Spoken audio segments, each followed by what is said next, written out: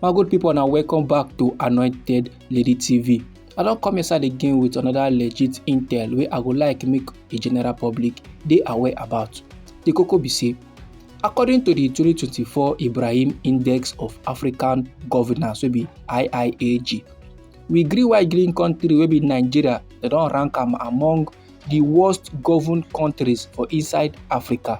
And this report wey dey published by the Mo Ibrahim Foundation still dey yarn dey give the general public say we country Nigeria is now ranking 33 out of 54 African nations. This new development now e don dey raise concern. Many now don dey feel somehow sake of how governance for inside we country Nigeria e just dey reduce, e just dey fall, e just dey decline over the past decade, and e don make our country Nigeria now one of the 11 African countries with the worst governance decline since 2014. Now my good people, make I yarn you small about the IIAG wey be Ibrahim Index of African Governance. Permit me to inform you say they don publish am since 2007, and the IIAG e dey provide a comprehensive assessment of governance across the African continent. That is now the IIAG now dey torchlight how governance dey be for inside the African continent, for inside the African countries. And they evaluate the countries based on various metrics, based on different patterns wey dey include security, rule of law, economic opportunities, human development, and participation in democratic process. So now all these metrics now they go use to evaluate. Now they go use to make their assessments. After every they go come drop their reports. And the IIAG now they collect data from 49 independent sources to gauge how well African countries they manage governance over the years. Now the IIAG will be Ibrahim Index of African Governance don touchlight how governance they be for inside we country Nigeria, and their 2024 report they highlight significant governance failures. That is, our government no try at all. We country Nigeria now is score poorly. They no get better score on key indicators like security and rule of law. Our country Nigeria scored 39% on that level. Then accountability and transparency now 47.3% now our country Nigeria score. Then on the matter of anti-corruption efforts, our country Nigeria received a low score of 28.9%. This now a very poor result coming from Nigeria where we dey buga every day say na be the giant of Africa. And the report no finish there, my good people.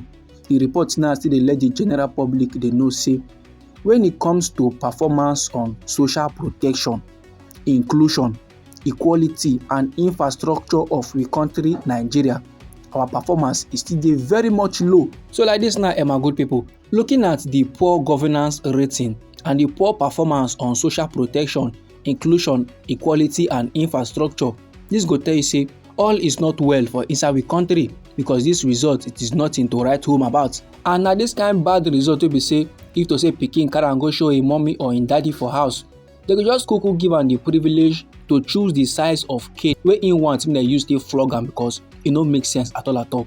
But however, my good people, the report still dey show say the governance crisis wey dey happen for inside Africa na part of a continental trend. The thing dey happen globally, it dey happen all around the world, no be for only Africa. Any country where you travel go see and say security challenges and shrinking democratic space dey always dey hinder progress. Then Mo Ibrahim wey be the chairperson of the foundation constantly yarn say the governance backslide for inside countries like Nigeria, e dey threaten the economic and social development gains wey we don get for the recent years.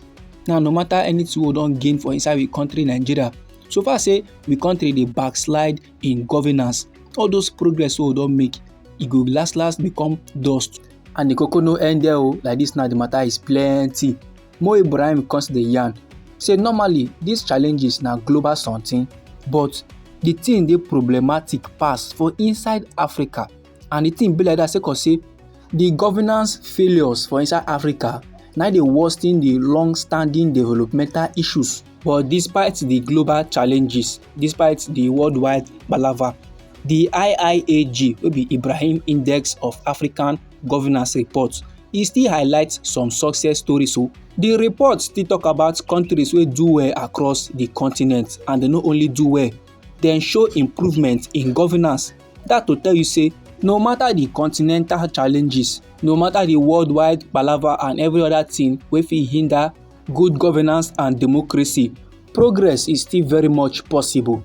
So in conclusion, based on the report, we white green country wey be Nigeria dey find theirself grouped with countries like Sudan, Mozambique and Senegal, and na these 4 countries now experience significant governance decline in the last decade. So this, my good people, na the report of the 2024 Ibrahim Index of African Governance, and this report was published by the Mo Ibrahim Foundation. Like this now, they don touchlight the things and things wey dey happen for the African continent. They don tell us wetin we need to know about our country Nigeria when it comes to governance. I know say many countrymen now, they no go dey surprised about the report, because normal e choke for inside the country Nigeria, and e choke to the extent countrymen can organize a 10-day protest for inside the month of August for inside this year 2024. And the title of this protest na End Bad Governance. And sake of say that protest no come bear fruit the way that they expect am, they can organize another one for inside the month of October, where they can title Fearless in October. Last that one too, e no still bear fruit the way that they expect am. The federal government no give them the listening ear or attention the way that they want am. But as I'm talking to you right now, my good people, protest don kukuma tire countrymen dem. They can't feel as if protest, they last bring results for inside the country, and normally those kind of levels, it no make sense at all. But my good people, if you touchlight this report properly, you go see and say this comprehensive assessment of governance wey they don carry out across the African continent, then the Ibrahim Index of African Governance, wey be IIAG, can drop reports about the matter, and they talk about a last 10 decade on how governance dey decline for inside the country Nigeria. You go see and say that they indirectly talk about the administration wey dey led by Muhammadu Buhari, and this current administration wey dey led by our current President Bola Ahmed Tinubu. And if you say make we do small investigation, you go notice and say na during the administration of Muhammadu Buhari, things begin to change for inside the country Nigeria. Then our president wey be Bola Ahmed Tinubu, in kukuma amplify the whole matter. It can make everywhere just kukuma choke for country people. This, my good people, now the information I want share give the general public. Anyhow the thing be for body, feel free make a drop am inside our comment section. Now we be Anointed Lady TV. Now they give on a legit information on the things and things wey dey happen for inside the nation Nigeria. So if you like this update and you would like to receive more, try make you subscribe to this channel and try make you put on the notification bell, so that as they bring the news they come, now you go first receive the updates and you go get them sharp. And try make it share the news to your family and friends, so that them too, they go know what they happen for inside the country Nigeria. And they come your side again with another legit intel for you, my good people. I beg, no go anywhere.